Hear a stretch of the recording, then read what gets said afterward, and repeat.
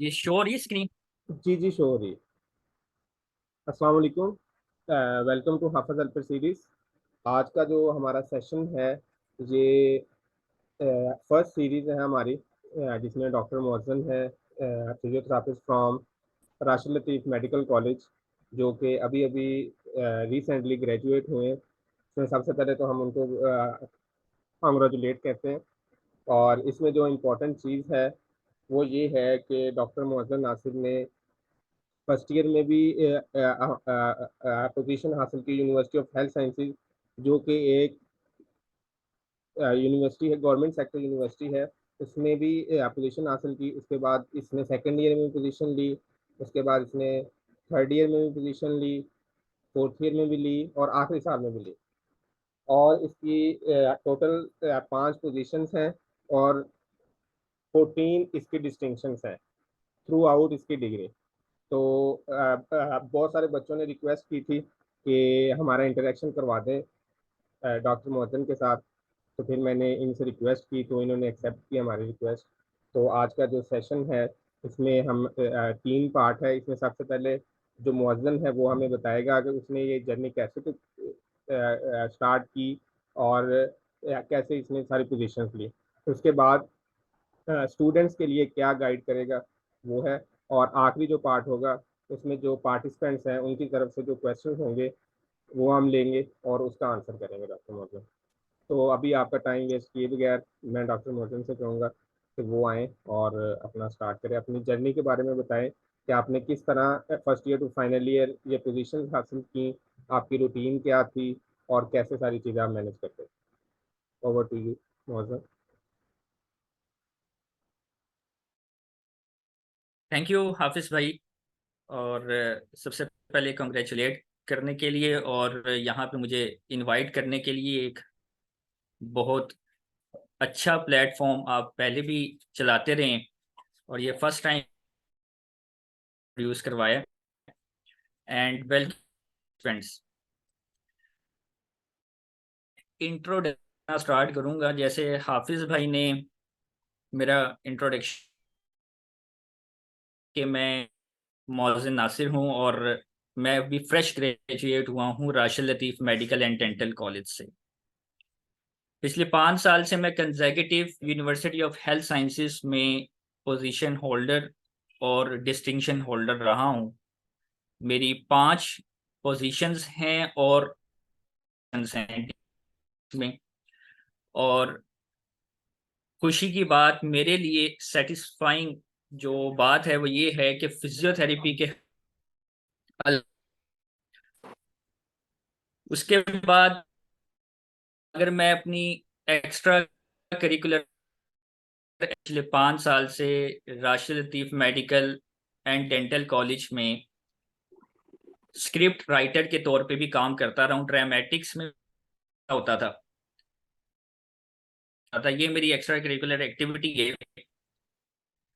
तो इसमें मैं काफ़ी इन रहा हूँ। 5 साल मैंने परफॉर्मेंसेस की हैं। मैं एक फिजियोथेरेपी के एक असेसमेंट लिखी थी स्पेशल टेस्ट पे, मस्कुलोस्केलेटल स्पेशल टेस्ट पे, जिसका नाम है easy way of physio assessment. खरीद रहे हैं और उससे फायदा हासिल कर रहे हैं। लिखे के मिड में पब्लिश मैंने स्टार्ट में, शुक्र है कि उसका भी रिस्पॉन्स बहुत अच्छा जा रहा है। इसके लिए 5 साल से college of physical therapy student represent रहा हूँ। डिफरेंट इवेंट्स में मैं एज अ स्पीकर भी रहा हूँ। सो ये जर्नी थी शानिया बताई। अब पार्ट ने कहा कि इस पार्ट से आप लोग कोई भी क्वेश्चन कर सकते हैं। पार्ट 1 में भी कर सकते हैं, भी कर सकते हैं। में तो है ही ये क्वेश्चन आंसर सेशन का। तो सकते हैं पार्ट 1 में मैंने 2 क्वेश्चंस रखे हैं। जैसे कि आपको शो 2 में भी मैंने 2 3 जो है क्वेश्चंस का है।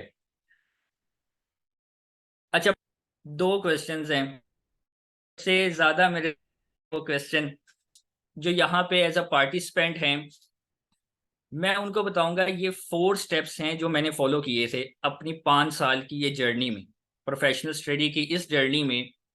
मैंने ये 4 स्टेप फॉलो किए थे। मैं वन बाय वन इनको शॉर्टली जो है वो थोड़ा सा आपको ब्रीफ करूंगा इनके ऊपर। सबसे पहले, जब मैं फर्स्ट ईयर में आया, और फर्स्ट ईयर के पहले की कहानी वो दूसरे क्वेश्चन में है, वो बाद में हम करेंगे। लेकिन कैसे मैंने अचीव किया, मैंने सबसे पहले अपना टाइम स्केड्यूल बनाया था कि मैंने किस टाइम पे, किस डे में मैंने क्या करना है, कौन से सब्जेक्ट को लेकर चलना है। ठीक है। सेकंड, जो लेक्चर मुझे कॉलेज में मिलते थे उनको मैं घर आकर रेगुलर बेसिस पे मैं उनको रिव्यू करता था। अब रिव्यू का मतलब बच्चों ये नहीं होता कि आपने आकर रट्टा लगाना शुरू कर देना है और 3 से 4 घंटे 5 घंटे जब तक वो याद ना हो आपने वहां से उठना नहीं है। रिव्यू का मतलब होता है जो आपने आज सीखा है उसको वापस आकर आपने एक दफा गो थ्रू करना है। अब गो थ्रू कैसे आप करोगे, ये तीसरा स्टेप था मेरा, वो था रिकमेंडेड बुक्स। हाफिज अल्पर सीरीज ने एक जो पहले से ये करते रहे हैं बहुत अच्छा काम। जब भी किसी सेशन का स्टार्ट होता था तो वो बुक्स के बारे में बताते थे कि ये बुक्स इस सब्जेक्ट्स की हैं, तो वो होती हैं रिकमेंडेड बुक्स। और अगर आपने हाफिज हेल्पर सीरीज को ज्वाइन नहीं किया हुआ तो यूएचएस का सिलेबस होता है, उस सिलेबस में जब आप एंड पे आते हो तो हर पार्ट के एंड में उन्होंने हर सब्जेक्ट की रिकमेंडेड बुक्स लिखी होती हैं। अब बताने का आपको मकसद क्या है, रिकमेंडेड बुक्स वो क्यों लिखते हैं? रिकमेंडेड बुक्स इस वजह से लिखते हैं कि यूएचएस में जब पेपर बनता है वो उन्हीं बुक्स से बनता है। तो always follow recommended books. Guyton recommended book है, मेडिसन की डेविडसन रिकमेंडेड बुक है। ठीक है। ओ सुलेमान न्यूरो की है, वो रिकमेंडेड बुक है। ठीक है। और इनाम दानिश भी रिकमेंडेड बुक है मेडिसिन की। ठीक है। तो इस तरह से काफी सब्जेक्ट्स की रिकमेंडेड बुक्स वहां पे आपको मिल जाएंगी और मार्केट में भी अवेलेबल हैं। वो वो बाय करें और उससे अपनी तैयारी करें, क्योंकि ये याद रखिएगा कॉन्सेप्ट हमेशा जो रिकमेंडेड जो ओरिजिनल बुक्स होती हैं ना उनसे आपके बनते हैं। फाइक मैंने कभी भी किसी जूनियर को रिकमेंड नहीं की। क्यों नहीं की? क्योंकि मैंने वो खुद नहीं पढ़ी। फिर दोस्त मैंने कभी किसी जूनियर को रिकमेंड नहीं की। क्यों नहीं की? क्योंकि क्योंकि वो मैंने खुद नहीं पढ़ी। मैंने हमेशा रिकमेंडेड बुक्स को फॉलो किए। जब मैं लेक्चर लेता था, सुबह मैं कॉलेज जाता था और लेक्चर लेता था, तो लेक्चर मैं नोट कर लेता था। जब घर आता था तो उसी लेक्चर को रिकमेंडेड बुक से मैं पढ़ता था। तो जब वो एक दफा मैं रिव्यू कर लेता था तो मैंने विजुअली भी उस लेक्चर को देखा है और मैंने जो है ना अपने कानों से वो सुना होता था। ठीक है। तो ये दो हेल्पिंग एड्स होते थे जब मैं लेक्चर जब लेता था। और जब मैं घर आता था मैं उसी जो लेक्चर जो मैंने लिया हुआ है उसके कॉन्सेप्ट को मैं ऐड अप करता था, और जो मैंने कॉन्सेप्ट लिए होते थे उसी को उस बुक में देखता था, उस लाइन को अंडरलाइन करता था, हाईलाइट करता था, दैट्स इट। यानी कि ये मेरे एक दिन का काम हो गया है। और मैं आपको गारंटी, और मैं आप ये माइक काइंडली जो है ना वो ऑफ कर दीजिएगा। और मैं आपको गारंटीड बात करता हूँ, अगर आप कुछ ना करें, सिर्फ और सिर्फ रेगुलर बेसिस पे लेक्चर को रिव्यू कर लें, तो आप इसका फायदा क्या होगा, एंड पे आके आपके ऊपर बर्डन नहीं पड़ेगा। जब बर्डन नहीं पड़ेगा तो आप इजीली परफॉर्म कर सकते हो। ठीक है। नेक्स्ट जो लास्ट स्टेप जो मैंने फॉलो किया था ना वो था माइंडसेट। अब ये बड़ा इंपॉर्टेंट पॉइंट है। मैं आपको ना एक स्टोरी बताता हूँ। अभी रिसेंटली जब मेरा फाइनल ईयर का स्टार्ट था, जब फर्स्ट ईयर से हम पढ़ रहे थे, तो मेरी क्लास फेलो थी डॉक्टर मारिया। तो ये तीनों स्टेप, जो ऊपर वाले तीनों स्टेप मैंने आपको बताया कि टाइम स्केड्यूल, रिव्यू करना लेक्चर को, रिकमेंडेड बुक से पढ़ना, ये तीनों काम वो भी करती थी। ठीक है। और हम दोनों का बहुत ज्यादा कंपटीशन होता था क्लास में। तो ये तीनों काम वो भी करती थी। लेकिन फर्स्ट 4 इयर्स वो आई मेरे पास, उसने कहा कि मोहसिन, तुम भी वही काम करते हो और मैं भी वही काम करती हूँ। तुम भी रिव्यू करते हो, मैं भी रिव्यू करती हूँ रेगुलर लेक्चर्स को। तुम भी अच्छे से लेक्चर सुनते हो, मैं भी सुनती हूँ। तुम भी रिकमेंडेड बुक्स पढ़ते हो, मैं भी पढ़ती हूँ। तुमने भी गाइडेंस पूरी पढ़ी है, मैंने भी पढ़ी है। तुमने भी BD 84 पूरी पढ़ी है, मैंने भी पढ़ी है। ठीक है। तुमने भी डेविडसन और इनाम दानिश दोनों बुक्स पूरी पूरी पढ़ी है, मैंने भी पढ़ी है। ठीक है। तो बात ये होती थी कि उसने मुझसे पूछा कि यार तुम पोजीशन ले लेते हो, मेरी पोजीशन नहीं आती, या मेरी पोजीशन इतने मार्क्स से रह जाती है, इसका क्या सॉल्यूशन है? काइंडली अगर आप मुझे बता दें। जी डॉक्टर आयशा बतूल कुछ कहना चाह रही हैं। जी आयशा।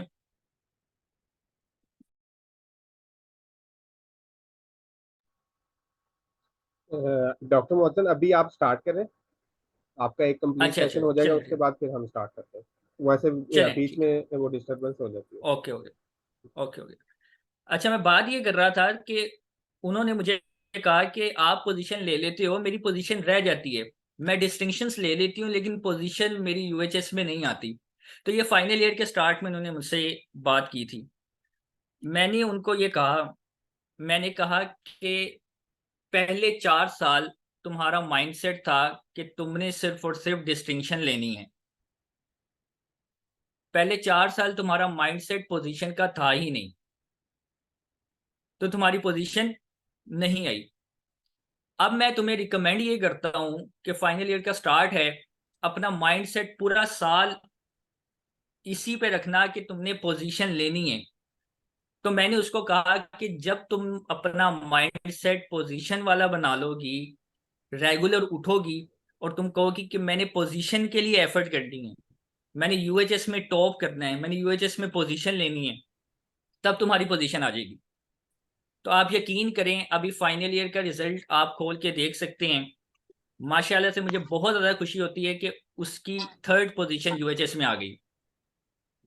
तो बताने का मकसद ये है कि स्टूडेंट्स, जब तक आप माइंडसेट अपना नहीं बनाएंगे, आप किसी भी फील्ड में, किसी भी पार्ट में, किसी भी प्रोसेस में कामयाब नहीं हो सकते।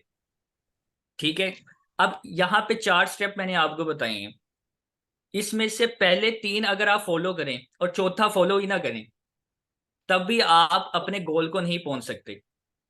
इसी तरह अगर आप सिर्फ और सिर्फ माइंडसेट रख लें और पहले 3 स्टेप आप फॉलो ही ना करें, यानी कि आपका सिर्फ माइंडसेट है कि मैंने पोजीशन लेनी है, लेकिन उसके लिए आप ये जो 3 स्टेप जो प्लानिंग है वो ही ना करें, तब भी आप गोल अचीव नहीं कर सकते।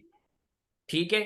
तो ये 4 स्टेप मैंने फॉलो किए थे पूरे 5 साल, और मैं रिकमेंड करूंगा, मैं एडवाइस आपको, आप सबको करूंगा, जो जो स्टूडेंट्स यहाँ पे हैं, मैं आप सबको ये कहूंगा कि आप भी ये चारों स्टेप फॉलो करें। अगर आपने पोजीशन लेनी है, अगर आपने डिस्टिंक्शन लेनी है किसी सब्जेक्ट में, याद रखिएगा, मैं बार बार ये अपने स्टूडेंट्स को कहता रहा हूँ और आगे भी कहता रहूंगा। जिस प्लेटफॉर्म पे मुझे मौका मिला, मैं जा जा के कहता रहूंगा कि हमेशा रिकमेंडेड बुक्स फॉलो करें। इसके अलावा बच्चों कोई चारा नहीं है। अगर आपके पास रिकमेंडेड बुक्स नहीं होंगी, आप कॉन्सेप्ट हासिल नहीं कर सकते। आप, और अगर आप कॉन्सेप्ट हासिल नहीं कर पाएंगे, आप एग्जाम में भी, आप वाइवा में भी, आप प्रैक्टिकल लाइफ में उस तरीके से परफॉर्म नहीं कर सकते। मेरा ये मानना है और ये मैंने एक्सपीरियंस भी किया हुआ है। ठीक है। तो ये फर्स्ट क्वेश्चन जो था कि मैंने कैसे अचीव किया और आपने कैसे अचीव करना है, ये 4 स्टेप हैं। सेकंड क्वेश्चन है रीजंस। अब मैं जिस भी प्लेटफॉर्म पे गया हूं ना, जहाँ पे भी मैंने स्पीचेस की हैं और जहाँ पे मुझे गाइडेंस का मौका मिला है, तो उन्होंने ये पहला ही क्वेश्चन मेरे से पूछा है कि आपने ये कैसे कर लिया। अभी मैं आपको एक स्टोरी बताऊंगा, आप हैरान हो जाएंगे। हाफिज भाई भी यहाँ पे बैठे हैं, आप वो भी हैरान हो जाएंगे वैसे, लेकिन मैं एक स्टोरी बताऊंगा आपको। सेकंड क्वेश्चन मुझसे आज तक किसी ने नहीं किया कि मेरी हार्डवर्क की रीजन क्या थी। होता है ना कि आप एक चीज के लिए मेहनत कर रहे हो, लेकिन माइंड में ऐसा क्या था, रीजंस क्या बनी, कॉज क्या बनी। जैसे हर डिजीज की एक कॉज होती है, इसी तरह आपकी एफर्ट, आपकी मेहनत की भी कोई कॉज होती है। आज तक मेरे से ये रीजन किसी ने नहीं पूछी, तो आज मुझे मौका मिला है, मैंने कहा खुद ही मैं डाल दूं एक ये क्वेश्चन के reason of my hard work क्या है। सो अब यहाँ पे दो रीजंस थी मेरे एफएससी में ना। मैं आपको बताऊं, आप 40 पार्टिसिपेंट्स बैठे हैं यहाँ पे, जिसमें टीचर्स भी होंगे, जिसमें स्टूडेंट्स भी होंगे और मेरे सीनियर्स भी होंगे। तो मेरे एफएससी में इतने ज्यादा नंबर नहीं थे, यानी कि 900 प्लस थे, लेकिन इतने ज्यादा नहीं थे कि मैं किसी भी कॉलेज के स्कॉलरशिप क्राइटेरिया के ऊपर फॉल करता हूँ। तो पहला एक मैं कॉलेज किया, मैं नाम नहीं लूंगा उस कॉलेज का, उसकी फी बहुत ज्यादा थी, और मैंने वहां पे फॉर्म सबमिट करवाया और इंटरव्यू के लिए मैं वहां पे बैठा। तो अल मुख्तसर एंड जो समरी थी, उन्होंने मुझे रिजेक्ट कर दिया। उन्होंने कहा कि आपको हम एडमिशन नहीं दे सकते। मैंने कहा सर क्यों नहीं दे सकते। कहते बेटा यहाँ पे ना फी बहुत ज्यादा है, तो आप ना पे नहीं कर सकेंगे। मैंने कहा यार आपकी बात तो बिल्कुल ठीक है सर, मैं पे नहीं कर सकूंगा इतनी ज्यादा फी। तो मैंने कहा सर मुझे ना स्कॉलरशिप काइंडली अगर आप ग्रांट कर दें, काइंडली अगर मुझे स्कॉलरशिप जो है ना मुझे दे दें, तो ये मेरे लिए और मेरी फैमिली के लिए जो है ना एक रिलीफ का बाइस बनेगा। उन्होंने कहा कि देखो बेटा, स्कॉलरशिप हम सिर्फ और सिर्फ उस स्टूडेंट को देते हैं जो यूएचएस में पोजीशन लेता है, उसके अलावा हम किसी स्टूडेंट को स्कॉलरशिप नहीं देते। तो खैर अल मुख्तसर में वहां से रिजेक्ट हो गया। और जाते जाते मुझे एक स्टूडेंट मिला, उन्होंने कहा कि पहले सर ने भी मुझे ये कहा कि राशिद सॉरी लतीफ मोहसिन, मैं मेडिकल आपकी कॉलेज बात है। काट रहा हूँ, लेकिन मुझे समझ जी आ जी। गई है वो कॉलेज की। और बहुत सारे जो सीनियर्स हैं उनको भी समझ आ गई होगी। अच्छा मैं तो खैर वहां पे एक सर थे, उन्होंने मुझे कहा कि आप ना राशिद लतीफ मेडिकल कॉलेज चले जाएं। मैंने कहा ठीक है सर, मैं उसकी क्या रीज़न है। जी उन्होंने कहा कि उसकी फ़ी जो है ना वो कम है, तो आप अगर अप्लाई करेंगे और आपका फ़ी का इशू है तो वो भी सॉल्व हो जाएगा। मैंने कहा ठीक है सर, मैं वहाँ पे अप्लाई कर देता हूँ। और उसकी लास्ट डेट्स चल रही थी राशिद लतीफ़ मेडिकल कॉलेज की, और मैंने अप्लाई कर दिया। वहाँ पे एडमिशन भी हो गया, सब कुछ हो गया मेरा, और मैं लेक्चर लेने के लिए वहाँ पे चला गया। अब उसकी भी फ़ी, राशिद लतीफ़ मेडिकल कॉलेज की भी फ़ी इतनी थी कि आप यकीन करें मैं पे नहीं कर सकता था, मेरे फादर पे नहीं कर सकते थे। ये लिटरली बात है, ये आप ये ना सोचिएगा कि ये कहानी डाल रहे हैं हमें तो मैं फी पे नहीं कर सकता था। तो मैंने वहां पे डॉक्टर नज़ीर हैं एचओडी, मैं उनके पास गया। मैंने कहा सर मैं फी तो नहीं पे कर सकता, कोई अल्टरनेट हो इसका। तो उन्होंने मुझे कहा कि आप ना इंस्टॉलमेंट्स पे दे दें, गालबन 2 इंस्टॉलमेंट्स होती हैं, लेकिन उन्होंने मुझे कहा कि आप 4 इंस्टॉलमेंट्स कर दें। ये उन्होंने बहुत बिग रिलीफ मेरे लिए था ये, कि मैं 4 इंस्टॉलमेंट्स में फी पे कर सकता हूँ। लेकिन आप यकीन करें, मैं फर्स्ट इंस्टॉलमेंट मैंने पे की, सेकंड मैंने पे की, थर्ड और फोर्थ मैंने पे नहीं की। और ये बात बताते वक्त मुझे वो एक टाइम याद आ जाता है कि मैं बड़ा परेशान था उन दिनों में। और लेकिन मेरा college, Rashid Latif medical and dental college, वो बहुत अच्छा कॉलेज रहा है मेरे लिए, और मैं उसकी बहुत ज़्यादा रिस्पेक्ट करता हूँ। वहाँ पे जो डॉक्टर नज़ीर हैं, डॉक्टर अब्बास वगैरह, मैम रिहाना, तो मैं उनकी बहुत ज़्यादा रिस्पेक्ट करता हूँ। तो उन्होंने मेरा पीछे एकेडमिक रिकॉर्ड मंगवाया, तो उन्होंने कहा फर्स्ट टर्म का। मैंने कहा सर मैं ना फ़ी पे नहीं कर सकता, और मैंने अपने फादर को आके बताया। तो सर ने मुझे कहा कि बेटा, स्कॉलरशिप जो है ना वो एक ही तरीके से ना बच्चे को मिल सकती है। मैंने कहा सर वो क्या तरीका है। उन्होंने कहा कि यूएचएस में ना पोजीशन ले ले। तो स्कॉलरशिप मिल। अब ये तो पहली रीजन थी कि मैंने स्कॉलरशिप लेनी थी। सेकंड रीजन क्या थी कि आप सबको पता है, आप लोग कॉलेजेस में पढ़ते हैं कि एमबीबीएस, बीडीएस, डीपीटी डिस्क्रिमिनेशन बहुत ज्यादा होती है। फिजियोथेरेपिस्ट को कुछ समझा नहीं जाता, डीपीटी वाले स्टूडेंट्स को नहीं कुछ समझा जाता। और ये ढकी छुपी बात नहीं है, आप सब इससे एक्सपीरियंस भी हैं और वाकिफ भी हैं इससे। तो हमें भी कुछ नहीं समझा जाता था। तो मैंने ना एक प्रोफेसर से बात की, एमबीबीएस के थे। तो मैंने कहा कि ना सर, हमें क्यों नहीं कुछ समझा जाता। ये फर्स्ट ईयर की बातें, जो पहले 3-4 माह, ये फर्स्ट ईयर की बातें। तो उन्होंने मुझे कहा कि मोहसिन, आप ये ना समझो कि हाँ आपको कुछ नहीं समझा जाता, हम सबको इक्वली इंपॉर्टेंस देते हैं। लेकिन मुझे ये एक चीज बताएं कि फिजियोथेरेपी स्टूडेंट अपने आप को मनवाने के लिए करता क्या है। आप मुझे बस ये बताएं। फिजियोथेरेपी स्टूडेंट स्टार्टिंग से लड़ता आया है कि एमबीबीएस बीडीएस, एमबीबीएस बीडीएस। आप लोगों के सीनियर्स जो डॉक्टर्स हैं, सीनियर डॉक्टर्स, वो इस फील्ड को आगे पहुंचाने के लिए, ऊपर लाने के लिए इतनी मेहनत कर रहे हैं। आप मुझे एक चीज बताएं कि स्टूडेंट की तरफ से हुई हो, इस फील्ड को कोई कंट्रीब्यूट किया हो स्टूडेंट ने। एंड मैं वहां पे चुप था कि मैंने कहा जी सर, वहां पे हम एज अ स्टूडेंट और मैं एज अ स्टूडेंट अपनी फील्ड में इतना कंट्रीब्यूट नहीं करता, और इसी तरह तमाम स्टूडेंट्स भी होंगे। क्यों नहीं करता, या मैं आगे जाके आपको बताता हूँ।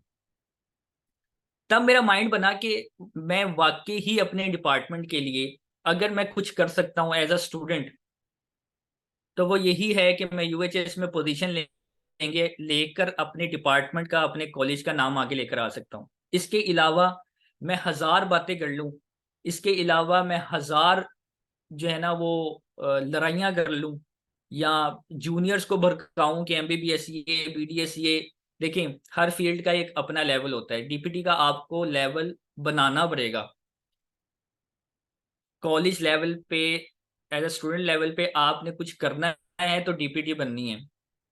ठीक है, तो ये दो रीजंस थी मेरी हार्डवर्क की।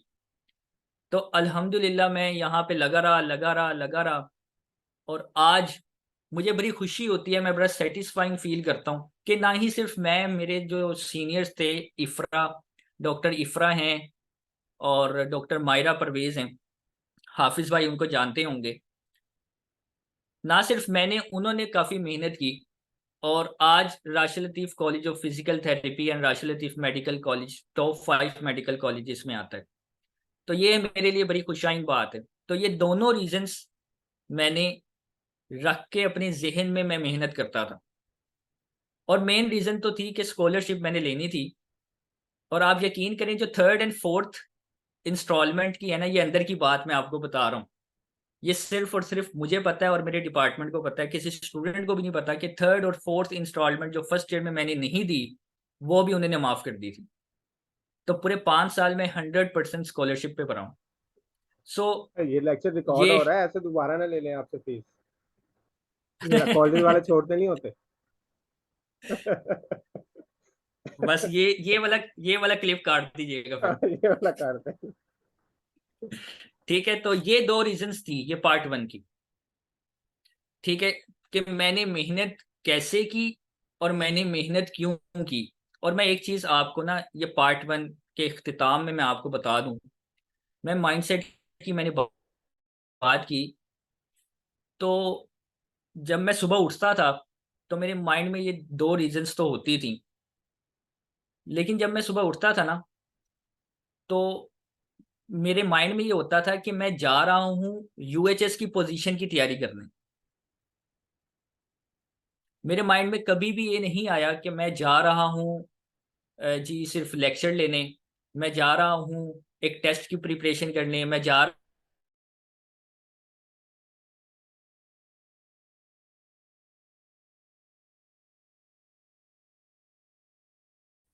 हमें ये 5 साल मेरे माइंड में यही रहा है कि मैं जा रहा हूँ यूएचएस में पोजीशन की तैयारी करने। तो माइंडसेट इस तरह का रोल प्ले करता है, ठीक है। और रिकमेंडेड बुक्स की मैं बात करूं तो मैंने क्विज, जो टेस्ट, मिड टर्म, मेरे स्टैंड अप और प्रोफेशनल एग्जामिनेशन जो प्रूफ होता है, वो मैंने सारा का सारा प्रोफेशनल जो रिकमेंडेड बुक्स से दिया है। रिकमेंडेड बुक्स, अब आप लोग ये सोच रहे होंगे कि जी प्रोफेशनल एग्जामिनेशन में तो एक छुट्टी होती है, आप रिकमेंडेड आप गाइडन पूरी नहीं पढ़ सकते, ऐसे ही है, गाइडन आप पूरी नहीं पढ़ सकते। लेकिन मैं आपको एक बात बताऊं, जब मैं रेगुलर रिव्यू करता था और हफ्ते बाद मैं जो जितना मैंने पिछले वीक का पढ़ा होता था, मैं उसको रिवाइज जब करता था, तो 365 दिन, उसमें से 300 दिन आप लगा लें, 300 दिन आप जब एक चीज को रिवीजन करते रहेंगे करते रहेंगे करते रहेंगे, बार बार अपने रिफ्लेक्सेस में लाते रहेंगे, तो यकीन माने ये बहुत ज्यादा आसान हो जाता है। जब आप प्रोफ के टाइम पे पहुंचते हैं, तो वो एक दिन में या 1.5 दिन में या 2 दिन में आपकी बुक आप रिव्यू कर लेते हो। ये मैंने एक्सपीरियंस किया हुआ है, ठीक है। मैं आपको बताऊं, मेरे एफएससी में मैं कोई 1000 वाला बच्चा नहीं था, मेरे 910 मार्क्स, यानी कि 910 प्लस भी नहीं आए मेरे नंबर, मैं 909 पे रहा हूं, ठीक है। मैं 950 वाला भी बच्चा नहीं हूँ। अगर आप लोगों के माइंड में हो कि ये इसने एफएससी में 1000 नंबर लिए होंगे, तो इसका जी कैलिपर थोड़ा सा उस तरीके का होगा। मैं एक एवरेज स्टूडेंट था, ठीक है। और मैं हमेशा तमाम जूनियर्स को ये बताता हूँ कि एक एवरेज और एक टॉपर में सिर्फ और सिर्फ एक चीज का फर्क होता है, और वो होता है माइंडसेट। आप लोग टीचर्स भी यहाँ पे बैठे होंगे मेरे काबिल, मैं उनकी बहुत ज्यादा इज्जत करता हूँ, हाफिज भाई की मैं बहुत ज्यादा इज्जत करता हूँ। जब हम क्लास में देखें ना, तो दो तरह के बच्चे बैठे होते हैं। एक बच्चा होता है जो टॉपर होता है, वो आगे सबसे आगे वाली सीट पे बैठा होता है, और एक बच्चा होता है एवरेज बच्चा होता है। अब अगर आप उनकी मेंटेलिटी को देखें ना, टॉपर कहता है कि मैंने टॉप करना है, मैंने टेस्ट भी टॉप करना है, ठीक है। और अगर एवरेज वाले से पूछे ना, तो कहता है मैंने सिर्फ पास करना है, ठीक है। तो और इसके अलावा कोई डिफरेंस नहीं होता, सिर्फ और सिर्फ माइंडसेट का डिफरेंस होता है, ठीक है। तो ये पार्ट 1 में मैंने आपको बताया कि मैंने किस वजूहात की बिना पर मैंने मेहनत करना स्टार्ट की, और मैंने ये बताया कि मैंने कौन कौन से स्टेप्स को फॉलो किए। अच्छा, और यही 4 स्टेप जो हैं, वो मैं कहूँगा कि हर बच्चा फॉलो करे। और अगर ये लिख लीजिएगा आप बात, ये लिख लीजिएगा, अगर आप ये 4 स्टेप फॉलो करें और आपकी पोजीशन ना आए, तो आप मुझे मैसेज करके जो है ना, वो जो कुछ मर्जी कह सकते हैं कि आप झूठ बोलते थे, ठीक है। ये 4 स्टेप अगर आप फॉलो करेंगे, तो आप यकीन करें, रेगुलर यानी कि कंसिस्टेंट आप पोजीशन होल्डर बन जाएंगे। और हाफिज भाई इसी तरह माशाल्लाह से आपको हर सेशन में बुलाया करेंगे, ठीक है। तो ये ये 4 स्टेप्स हैं जिस पे मेरी जिंदगी, जो 5 साल की जो जर्नी है, वो बेस्ड रही है। ये कहना बहुत आसान होता है, मैं जानता हूँ, ये 4 स्टेप बताना बहुत आसान होता है, लेकिन करने के लिए ना आपको दिन रात एक करनी पड़ जाती है। सो मेरी एडवाइस तमाम स्टूडेंट्स को, चाहे वो यूएचएस के अंडर हैं, चाहे वो यूएमटी के हैं, यूएल के हैं, मैं हमेशा उनको यही कहूंगा कि ये 4 स्टेप्स को फॉलो कीजिएगा लाजमी। अब चलते हैं पार्ट 2 की तरफ। अच्छा मदन, इसमें ऐसे है कि जो वो जून के 45 मिनट्स होते हैं ना, वो कंप्लीट होने वाले हैं अभी, वो 3 मिनट रहते हैं। तो इसमें आप स्टार्टअप ले लो। अच्छा अच्छा। उसके बाद सारे पार्टिसिपेंट्स जितने भी हैं, उन्होंने जो लिंक है उसको दोबारा ज्वाइन करना है, तो यहीं से स्टार्ट हो जाएगा। ठीक हो गया, ठीक हो हाँ। गया हाफिज भाई। अच्छा, ये पार्ट 2 है। पार्ट 2 में मैंने 3 क्वेश्चंस रखे हैं। अच्छा, ये मोटिवेशनल जो है ना क्वेश्चंस हैं। पहला क्वेश्चन मैं स्टार्टअप करने के लिए, इसके बाद जब दोबारा ज्वाइन करेंगे, तो इनके ऊपर डिटेल में बात करूंगा, क्योंकि अगर मैं इनके ऊपर डिटेल में बात नहीं करता, तो आप लोगों का आने का भी यहाँ पे कोई फायदा नहीं है, मेरा आके बताने का भी कोई फायदा नहीं है, ठीक है। सबसे पहला है कि what have we done for our field as a student. Fourth, hard work क्या होती है, सक्सेस क्या होती है, और इन दोनों में रिलेशन क्या है। एंड फाइनल जो फिफ्थ क्वेश्चन है पार्ट 2 का, उसके बाद आप क्वेश्चन आंसर कर लीजिएगा, पीएच रूल क्या होता है। ठीक है, तो ये 3 क्वेश्चंस हैं, तो इसके ऊपर हम जो है ना वो बात करेंगे। आप लीव कर दें, हम दोबारा ज्वाइन कर लेते हैं। हाँ लीव करते हैं, क्योंकि 1 मिनट रह गया, तो दोबारा ज्वाइन कर लेते हैं ताकि स्टार्ट हो। आप लोगों ने सब ने दोबारा ज्वाइन कर लेना इसी लिंक पे, तो यहीं से स्टार्ट हो जाए।